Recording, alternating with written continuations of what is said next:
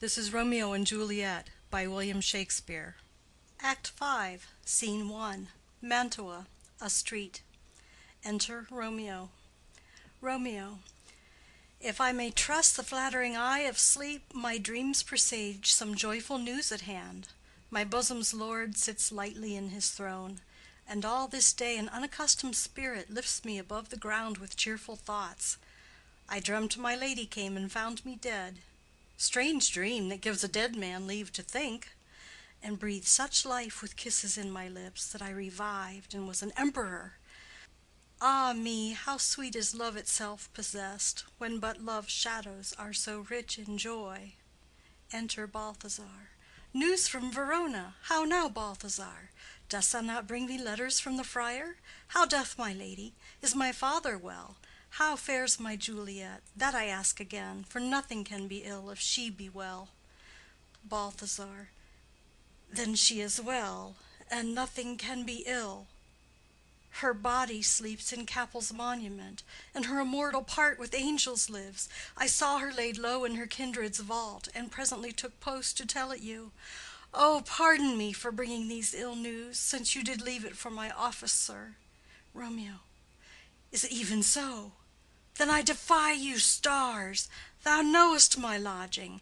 Get me ink and paper, and hire post horses. I will hence to-night. Balthazar. I do beseech you, sir, have patience. Your looks are pale and wild, and do import some misadventure. Romeo. Tush, thou art deceived. Leave me, and do the thing I bid thee do. Hast thou no letters to me from the friar? Balthazar. No, my good lord. Romeo. No matter. Get thee gone, and hire those horses. I'll be with thee straight. Exit Balthazar. Well, Juliet, I will lie with thee to-night. Let's see for means. O mischief, thou art swift to enter in the thoughts of desperate men. I do remember an apothecary, and hereabouts he dwells, which late I noted in tattered weeds, with overwhelming brows, culling of simples. Meager were his looks, sharp misery had worn him to the bones. And in his needy shop a tortoise hung, and alligator stuffed, and other skins of ill-shaped fishes, and about his shelves a beggarly account of empty boxes, green earthen pots, bladders and musty seeds, remnants of pack-thread and old cakes of roses, were thinly scattered to make up a show. Noting this penury to myself, I said, and if a man did need a poison now, whose sale is present death in Mantua, here lives a caitiff wretch would sell it him. Oh, this same thought did but forerun my need, and this same needy man must sell it me. As I remember, this should be the house. Being holiday, the beggar's shop is shut. What, ho, apothecary! Enter apothecary. Apothecary. Who calls so loud? Romeo. Come hither, man. I see that thou art poor. Hold, there is 40 ducats. Let me have a dram of poison, such soon speeding gear as will disperse itself through all the veins, that the life-weary taker might fall dead, and that the trunk may be discharged of breath as violently as hasty powder furred doth hurry from the fatal cannon's womb. Apothecary. Such mortal drugs I have, but Mantua's law is death to any he that utters them. Romeo. Art thou so bare and full of wretchedness, and fierce to die? Famine is in thy cheeks, need and oppression starveth in thine eyes, contempt and beggary hangs upon thy back. The world is not thy friend, nor the world's law. The world affords no law to make thee rich.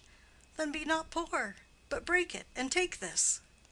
Apothecary. My poverty, but not my will, consents. Romeo.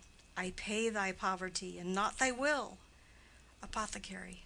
Put this in any liquid thing you will, and drink it off, and if you had the strength of 20 men, it would dispatch you straight. Romeo. There is thy gold. Worse poison to men's souls, doing more murders in this loathsome world than these poor compounds that thou mayest not sell. I sell thee poison, thou hast sold me none. Farewell. Buy food and get thyself in flesh. Come, cordial and not poison, go with me to Juliet's grave, for there must I use thee. Exit. End of Scene 1. Scene 2. Friar Lawrence's cell. Enter Friar John. Friar John. Holy Franciscan friar, brother, ho! Enter Friar Lawrence. Friar Lawrence. This same should be the voice of Friar John. Welcome from Mantua. What says Romeo? Or if his mind be writ, give me his letter. Friar John. Going to find a barefoot brother out, one of our order, to associate me, here in this city visiting the sick, and finding him, the searchers of the town, suspecting that we both were in a house where the infectious pestilence did reign, sealed up the doors, and would not let us forth, so that my speed to Mantua there was stayed.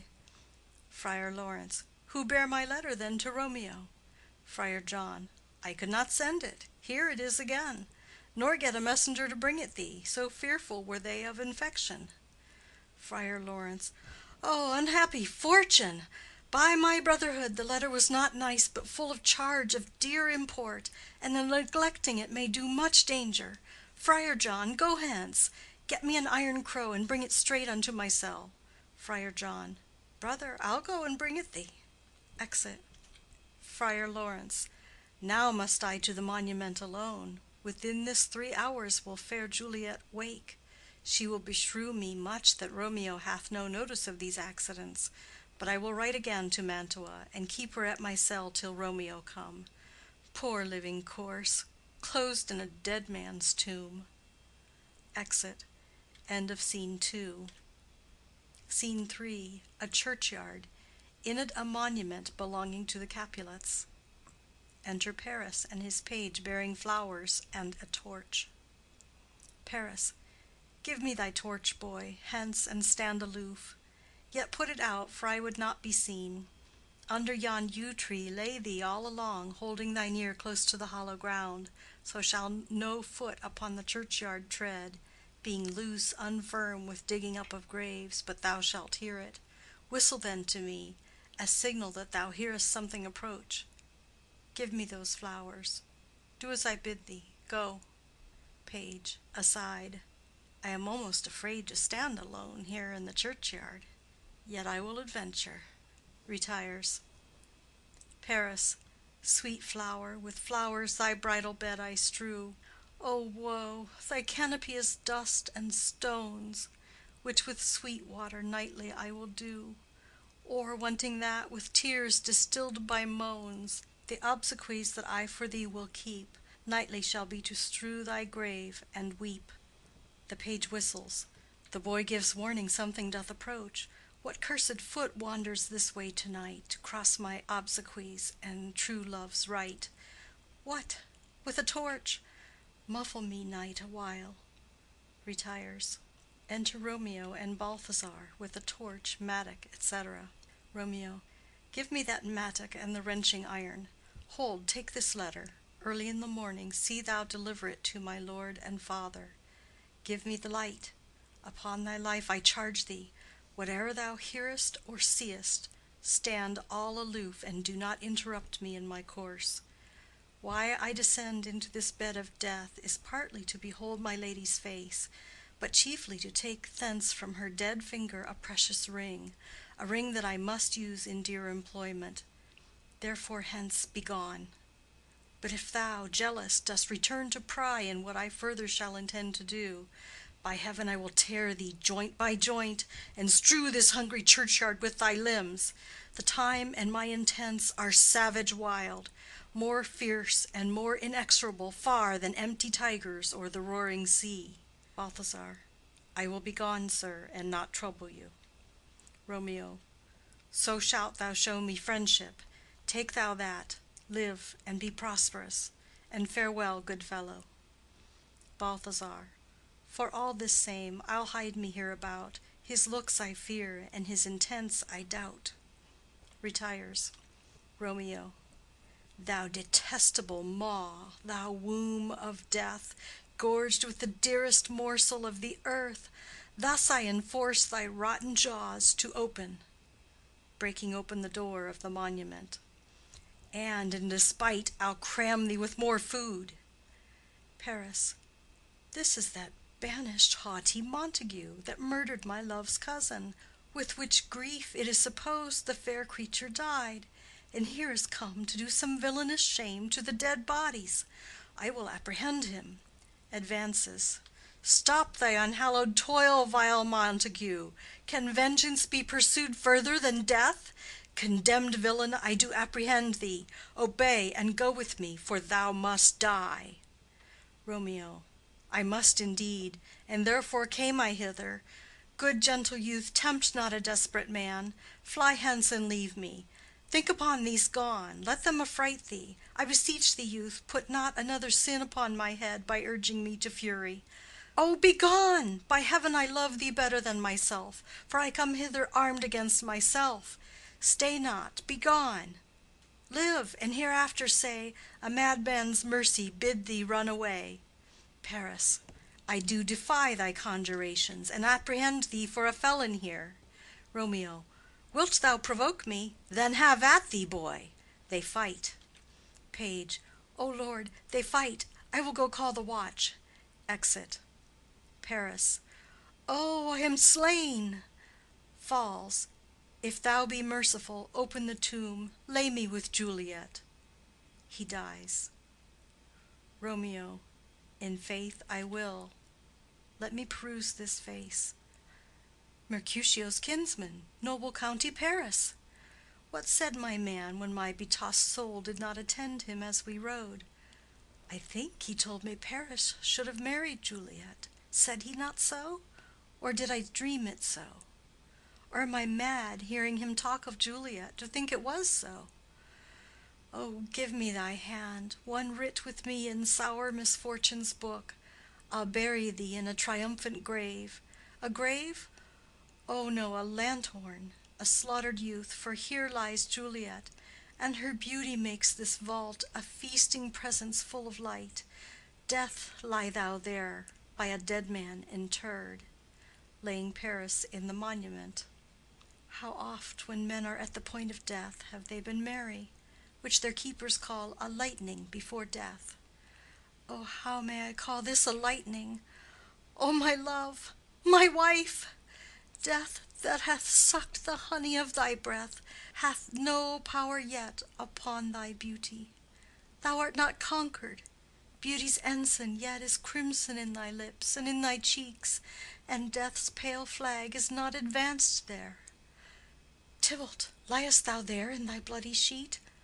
Oh, what more favor can I do to thee than with that hand that cut thy youth in twain, to sunder his that was thine enemy? Forgive me, cousin.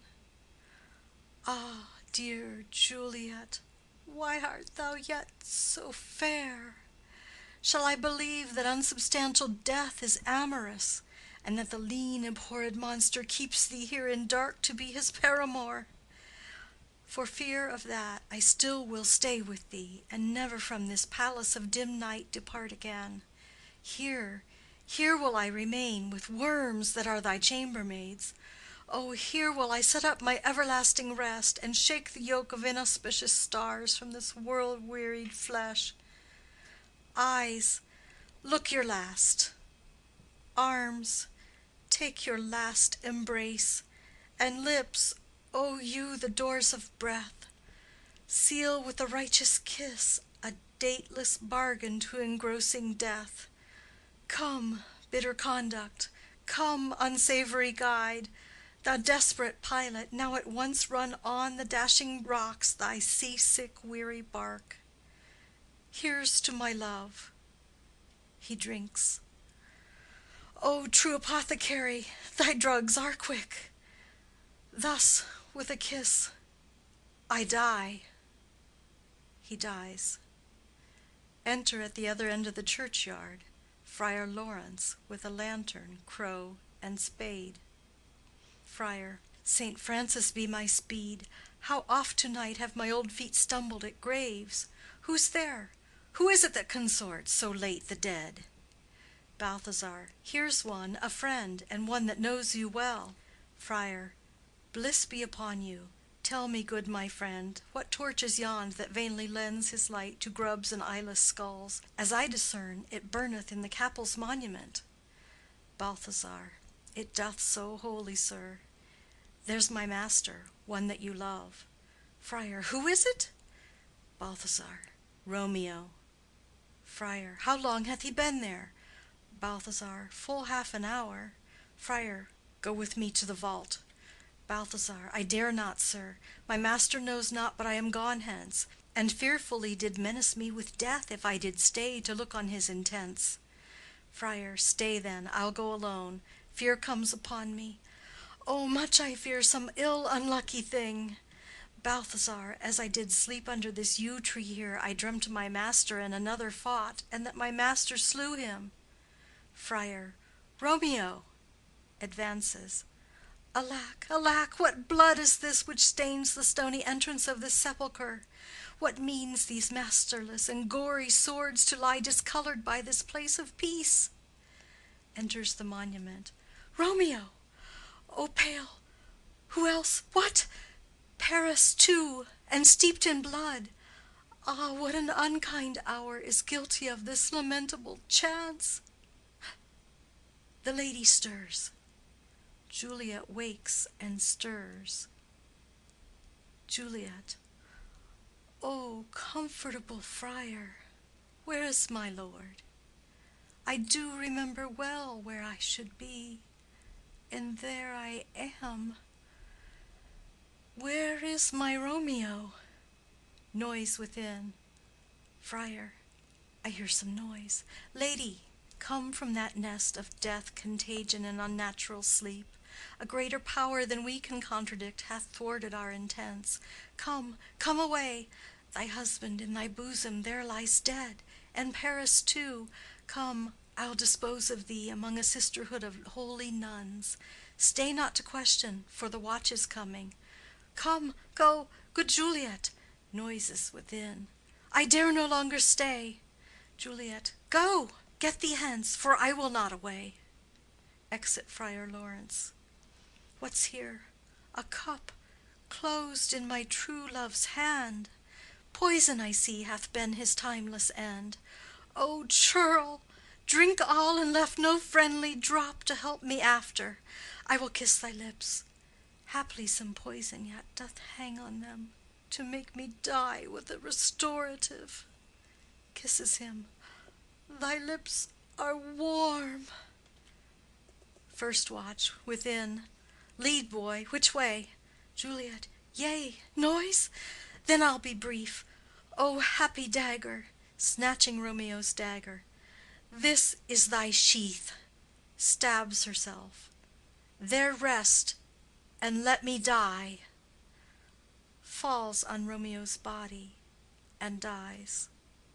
Enter watch with the page of Paris. Page. This is the place, there where the torch doth burn. First watch. The ground is bloody. Search about the churchyard. Go, some of you, whoe'er you find, attach. Exeunt some of the watch. Pitiful sight! Here lies the county slain, and Juliet bleeding, warm and newly dead, who here hath lain this 2 days buried.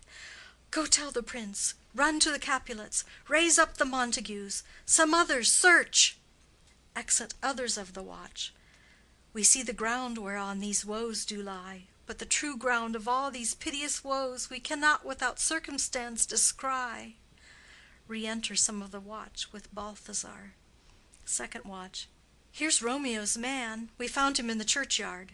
First watch. Hold him in safety till the prince come hither. Re-enter others of the watch with Friar Lawrence. Third watch. Here is a friar that trembles, sighs, and weeps. We took this mattock and this spade from him as he was coming from this churchyard side. First watch. A great suspicion. Stay the friar too. Enter the prince and attendants. Prince. What misadventure is so early up that calls our person from our morning's rest? Enter Capulet, Lady Capulet, and others. Capulet. What should it be that they so shriek abroad? Lady Capulet. The people in the street cry Romeo, some Juliet, and some Paris, and all run with open outcry toward our monument. Prince. What fear is this which startles in our ears? First watch. Sovereign, here lies the county Paris slain, and Romeo dead, and Juliet dead before, warm and new killed. Prince. Search, seek, and know how this foul murder comes. First Watch. Here is a friar and slaughtered Romeo's man, with instruments upon them fit to open these dead men's tombs. Capulet. O heaven! O wife, look how our daughter bleeds! This dagger hath mistaken. For lo, his house is empty on the back of Montague, and it missheathed in my daughter's bosom. Lady Capulet. O me! This sight of death is as a bell that warns my old age to a sepulchre. Enter Montague and others. Prince. Come, Montague, for thou art early up, to see thy son and heir more early down. Montague. Alas, my liege, my wife is dead to-night. Grief of my son's exile hath stopped her breath. What further woe conspires against mine age? Prince. Look, and thou shalt see. Montague. O thou untaught, what manners is in this, to press before thy father to a grave? Prince. Seal up the mouth of outrage for a while, till we can clear these ambiguities, and know their spring, their head, their true descent, and then will I be general of your woes, and lead you even to death. Meantime forbear, and let mischance be slave to patience. Bring forth the parties of suspicion. Friar. I am the greatest, able to do least, yet most suspected, as the time and place doth make against me of this direful murder.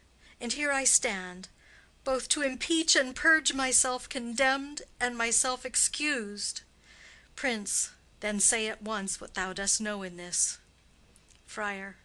I will be brief, for my short date of breath is not so long as is a tedious tale. Romeo, there dead, was husband to that Juliet, and she, there dead, that Romeo's faithful wife. I married them, and their stolen marriage day was Tybalt's doomsday, whose untimely death banished the new-made bridegroom from this city, for whom and not for Tybalt Juliet pined. You, to remove that siege of grief from her, betrothed, and would have married her perforce to county Paris. Then comes she to me, and with wild looks bid me devise some means to rid her from this second marriage, or in my cell there she would kill herself. Then gave I her, so tutored by my art, a sleeping potion, which so took effect as I intended, for it wrought on her the form of death. Meantime I writ to Romeo that he should hither come as this dire night, to help to take her from her borrowed grave, being the time the potion's force should cease. But he which bore my letter, Friar John, was stayed by accident, and yesternight returned my letter back. Then all alone at the prefixed hour of her waking came I to take her from her kindred's vault, meaning to keep her closely at my cell till I conveniently could send to Romeo. But when I came, some minute ere the time of her awaking, here untimely lay the noble Paris and true Romeo dead. She wakes, and I entreated her come forth and bear this work of heaven with patience. But then a noise did scare me from the tomb, and she, too desperate, would not go with me, but as it seems did violence on herself.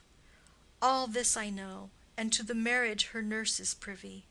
And if aught in this miscarried by my fault, let my old life be sacrificed, some hour before his time, unto the rigor of severest law. Prince, we still have known thee for a holy man.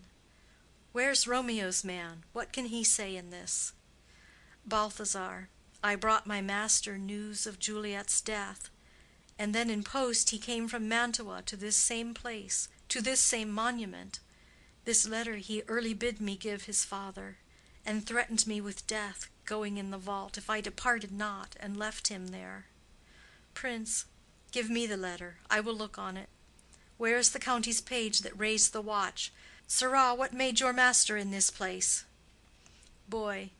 He came with flowers to strew his lady's grave, and bid me stand aloof, and so I did.